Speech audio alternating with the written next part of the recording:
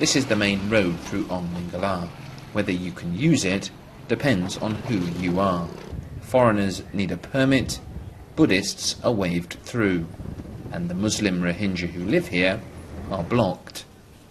The authorities say it's to protect the Muslims from the Buddhists outside, but the barbed wire, checkpoints and hostile neighbours have turned Aung Mingala into Myanmar's biggest prison. 2 years ago, Mong Ni was a successful tailor, running a shop in a Buddhist area. During the sectarian violence of 2012, his business was destroyed, and he now sews on a friend's machine. He tells me he fled to avoid being hacked to death by a Buddhist mob. Like most of the 4,000 Muslims in Aung Mingala, he's struggling to make ends meet, and has sold most of his belongings to buy food for his family.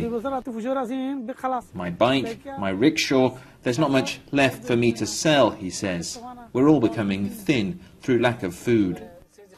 Twice a week, the community here pays the police for a security escort, and a small group is allowed to go to market to buy much-needed supplies. The life is slowly being squeezed out of this Muslim community.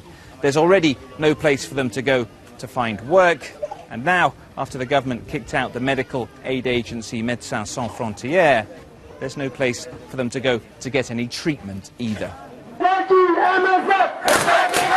These were the scenes last week as Buddhist groups demonstrated outside MSF's Sittwe office.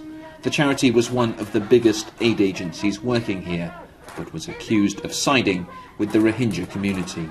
If MSF were just doing their job, they wouldn't have to leave. But they kept getting the wrong information about these Bengalis or Rohingya and giving it out to the international community. They have inflamed the conflict here. In Aung Mingala, this is what it all means. A sick baby and her even sicker mother, unable to leave her bed. A father at his wits' end, trapped and powerless as his family's health fades. I can't do anything as there's no doctor here, he tells me. I spend all my time thinking about how I can get them to some care. Sittwe's segregation has brought the town a degree of stability, but the events of the last 2 weeks are a reminder of how raw and unreconciled the divisions here still are.